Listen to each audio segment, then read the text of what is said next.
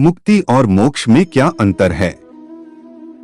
मनुष्य जन्म का उद्देश्य दोस्तों, जैसा कि आप सभी को पता है कि मृत्यु एक न एक दिन सभी को आना है, यह बिल्कुल निश्चित है, जिसे कोई नहीं काट सकता। इस संसार में मनुष्य योनि को ही सबसे सर्वोत्तम माना गया है। 84 लाख योनियों को भोगकर जीव मनुष्य योनि को प्राप्त करता है। मनुष्य योनि बहुत ही दुर्लभ है। बहुत भाग्य से हम सभी को मनुष्य योनि प्राप्त हुई है। ईश्वर को प्राप्त करने का अधिकार सिर्फ मनुष्य जाति को ही है। इस संसार की सारी सुख सुविधाएं मनुष्य जाति के लिए ही बनी है। बाकी आप जानवरों को देख लीजिए, ये बेचारे दिन भर तेज धूप में टहलते रहते हैं। इनका न तो कोई ठिकाना है और नहीं कोई आशियाना है। ये अपने अपने कर्मों को भोग रहे हैं। इन्हें कितना भी कष्ट हो, ये अपने दुख को आपके सामने कह नहीं सकते। इस तरह से जानवरों की जिंदगी होती है। आज के समय में मनुष्य भी जानवरों की ही तरह बर्ताव कर रहा है, अपने पथ से भटक रहा है। उसे यही नहीं पता कि उसे क्या करना है। इस धरती पर आने का उसका उद्देश्य क्या है? दोस्तों, मनुष्य तन बड़े भाग्य से मिलता है। मनुष्य जन्म का उद्देश्य ईश्वर की प्राप्ति करना है। मनुष्य इस संसार के माया मोह में इस कदर फंस गया है कि वह सब कुछ भूल गया है। वह इस संसार के चकाचौंध में इस कदर फंस गया है कि उसे सिर्फ अपने परिवार और अपने बच्चों को ही देखना है और कुछ नहीं करना है।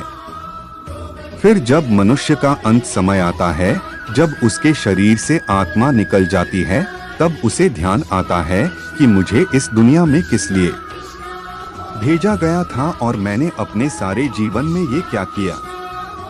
इस तरह से वह पश्चाताप करने लगता है।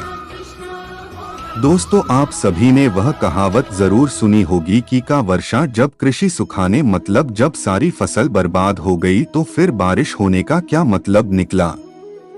ठीक उसी तरीके से जब शरीर से आत्मा निकल गई, फिर आपको पछताने से क्या मिलेगा।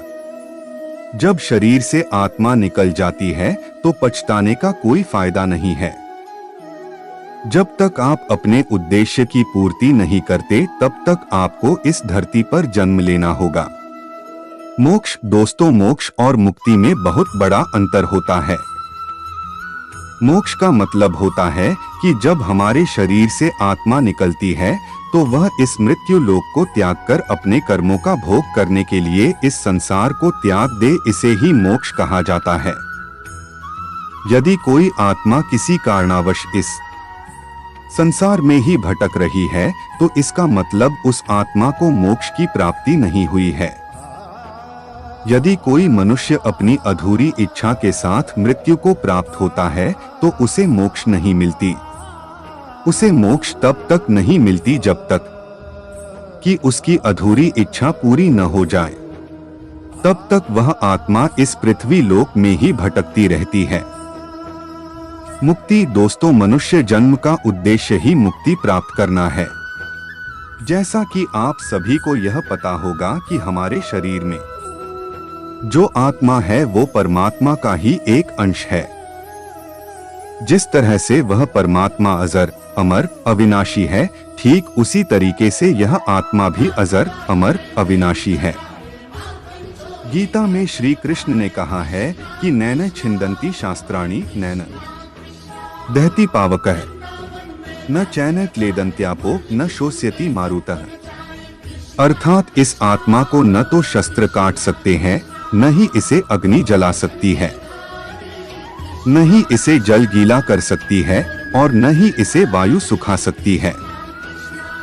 जिस तरह से हम पुराने वस्त्रों का त्याग करके नए वस्त्र को धारण करते हैं, ठीक उसी तरह से यह आत्मा पुराने शरीर का त्याग करके नए शरीर को धारण करती है। दोस्तों, परमात्मा का कोई थाह नहीं है।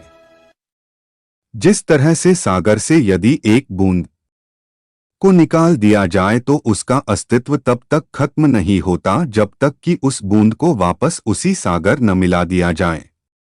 ठीक उसी तरह से आत्मा परमात्मा का ही एक अंश है जब तक यह आत्मा उस परमात्मा में समाहित नहीं हो जाती है तब तक इस आत्मा को मुक्ति नहीं मिल सकती है। जब आत्मा को मुक्ति मिल जाती है तब वह इस संसार के आवागम से मुक्त हो जाता है, उसे दोबारा इस धरती पर जन्म नहीं लेना पड़ेगा। इसीलिए सभी मनुष्य जाति का यह उद्देश्य है कि उस परमात्मा की प्राप्ति की जाए ताकि हम सभी जन्म जन्मांतर के लिए कष्टों से मुक्त हो सके। दोस्तों, इस संसार में चारों तरफ दुख ही दुख है, सुख बहुत ही कम है।